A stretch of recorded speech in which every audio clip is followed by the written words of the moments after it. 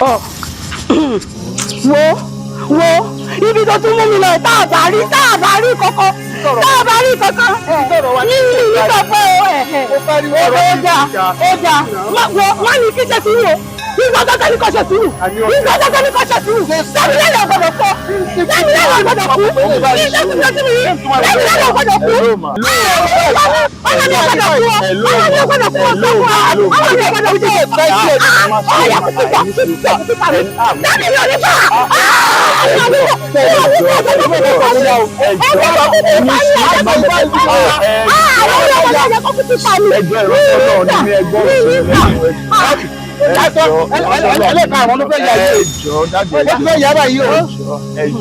Gbogbo èmi wàásù láti ilé kan sí ilé kejì ni iṣẹ́ evangelism ni mò ń ṣe. Ọlọ́run wà pẹ̀lú yín. Mọ́mì kí ló dé? Dádì, ara ọmọ wa ni ò yá. Ọmọ tí ló bí oṣù kan lọ sí títì. Wọ́n sì sẹ́ndì owó sí wa. Ọkùnrin ló pa. Ọkùnrin burúkú ni ìmọ̀ bó ṣe ṣe. Ọmọ mi ò gbọdọ̀ kú tọ́lọ́ mi báyìí. Ọmọ mi ò gbọdọ̀ sanwó yẹn.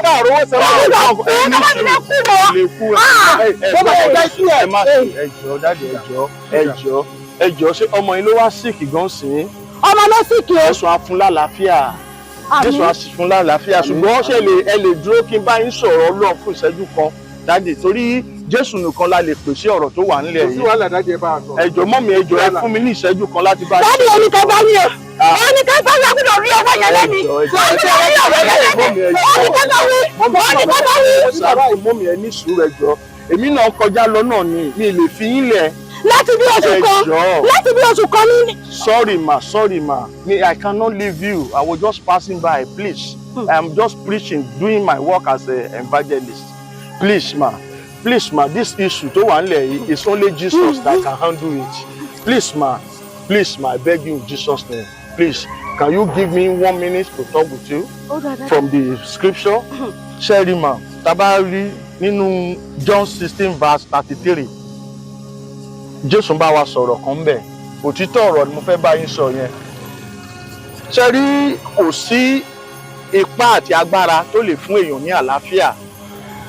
Torí pé Jésù ti sọ nínú John 16:33 mọ́mì. Ó ní, "This thing I have spoken unto you, that in me you may have peace.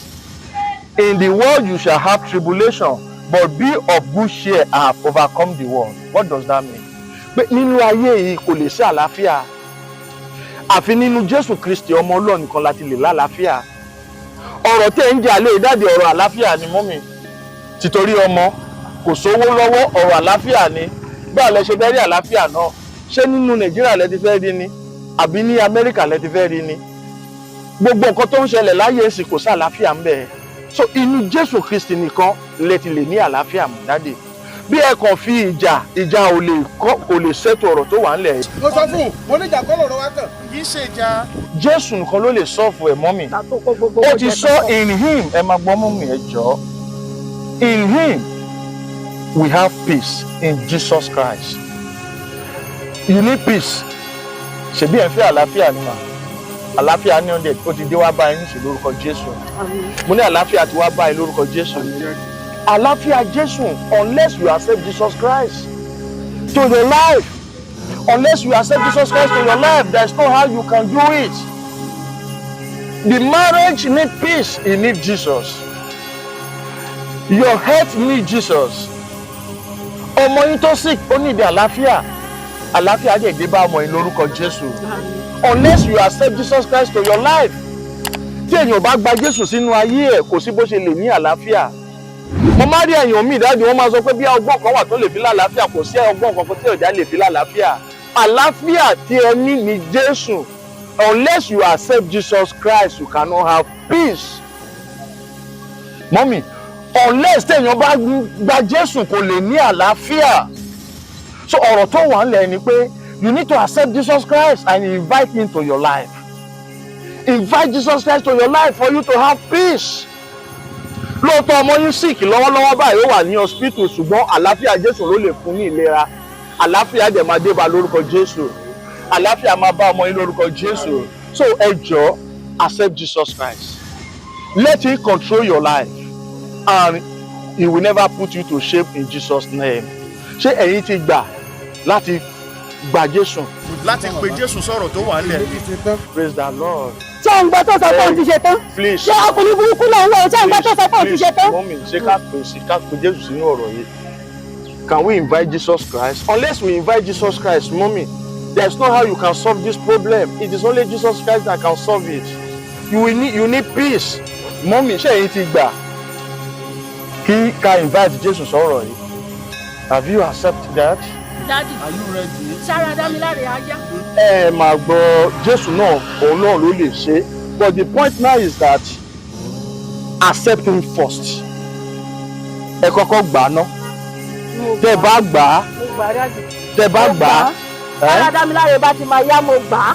Ẹ̀yin ti gbà pé ká pe Jésù sí. Mo gbà. Let us pray. Heavenly Father, we thank you, Lord Jesus Christ. I commit your children into your hand. Father, intervene into their life in Jesus' name. Amen. Let there be peace in their marriage. Bless them in the name of Jesus. Amen. Carry them in the name of Jesus. Amen. And I also commit their son, Damilare, into your hand. Father, Lord, heal him in the name of Jesus. Amen. Bless him in the name of Jesus. Amen. Deliver him in the name of Jesus. Amen. Deliver him in the name of Jesus. Let the peace of God rest upon him now in the name of Jesus. Amen. Let the peace of God rest upon this family in the name of Jesus. Amen. In Jesus' name we pray. Amen. Amen, amen, amen. Amen. So, sir, because of our time, now you have accepted Jesus Christ. Mommy, you have accepted Jesus Christ. You realize that in him only you can have peace. And the Lord will give you that peace in Jesus' name. Amen. Thank you for giving me your time. Mo dúpẹ́ pé fún mi láyè láti bá yín sọ̀rọ̀. Ọlọ́run dẹ̀ máa wà pẹ̀lú lórúkọ Jésù. But mommy promise me that you will not fight him again. Promise. Promise pé ó yẹ dẹ̀ ń sunkún. Ẹ má sunkún mọ́ ṣẹ gbọ́.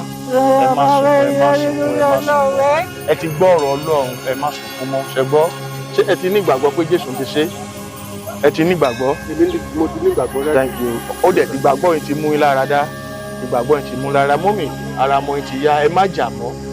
Ẹ má jà mọ́ mọ́mì, ẹ jọ̀ọ́. Ẹ ti ẹ̀ wò pé mo ti ẹ̀ dúró pé mò ń kọjá lọ mi ìmọ̀ yín. Ṣèbí tó bá jẹ́ pé èlòmíì sì wọ́n á lọ ti yín, but iṣẹ́ tá à ń ṣe ò jẹ́. So ẹ jọ̀ọ́ mọ́mì, mo dúpẹ́ pé ẹ gbọ́rọ̀ yẹn sí mi lẹ́nu. And God will help you in Jesus' name. So please embrace Daddy. Embrace Daddy. Embrace Daddy. Embrace Daddy. Embrace Daddy. Daddy, ẹ má bínú. Embrace. Ẹ jẹ́ kó ẹ má jẹ́ kó please, thank you. Embrace. Now, sorry sir. Ẹni ọmọ yìí wà lóyún hospital ń ṣe. Kí ni ó wá ń delay ẹ̀ tí wọ́n fi treat ẹ̀? Owó tó ṣáàjì wa lọ sí àti san díẹ̀ ńbẹ̀. Ó wá 10,000 náà ló Jesus, 10,000. 10,000 ní dájú. Mọ́mì ẹ̀dẹ̀ lówó kankan. Daddy, owó àti gbogbo owó tí mo ní lọ́wọ́ òun náà láti ná. Ipe kára Dámiláre bá lè yá. Aya lọ. Owó tó rí tí ẹ̀gbọ́n mi gangan tó tún sẹ́ǹdì sí mi. Ọwọ́ ọmọkùnrin ní ká ti bá mi béèrè. Ọwọ́ ẹ̀ ló wà. Ẹ ti hàn ju gbogbo ẹ̀ lé Jésù lọ́wọ́. Àlàáfíà Jésù á dẹ̀ máa bá yín gbé lórúkọ Jésù. Ṣùgbọ́n ẹ jọ̀ọ́, ṣé mo lè ṣe àwọn kankan tó wà lọ́kàn mi? Torí èmi náà mi mọ̀ pé màá pàdé yín. So I have little change here. So mi lè bá yín sọ̀rọ̀ Ọlọ́run kí n má fi ṣe kí nígbà tí mo ti rí pé ẹ ní ìṣòro. Whatever I'm having, I need to use it to assist you. And the Lord will bless you in Jesus' name. So mommy, please, mo fọlọ́ ọ̀bẹ yín mommy. Daddy, ẹ̀yin náà ni màá fún owó tó wà lọ́wọ́ mi. Ṣe sùúrù ni.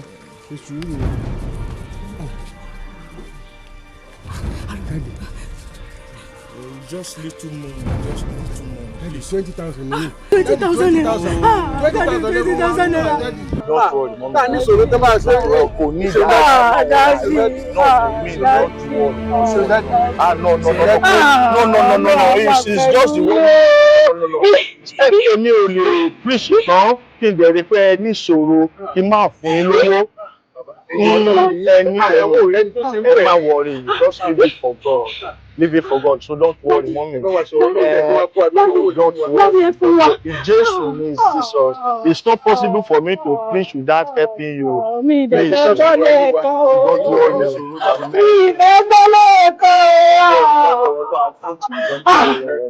Mommy, it's okay. Sorry. Oh. Is it because no, don't worry. Jesus loves you. Jesus loves you. Don't worry. Oh, sorry. Sorry. Daddy, Daddy, olùwàkùnkùn yìí, olùwàwọ̀ pẹ̀lú yìí, báyìí ní ṣiṣẹ́ ṣe, olùwàwọ̀ pẹ̀lú yìí, ẹ wà wálé fún ládùúró owó yìí. 8,000 naira dẹ̀ là ń wálé mi báyìí. Bàbá wa fi fún wa ní 20,000. Ọlọ́run àṣàṣepé nínú ayé yìí. Ọlọ́run àṣàṣepé ṣe rẹ̀. God bless you. God bless you. God bless you. Let's thank God. Thank God. Thank God.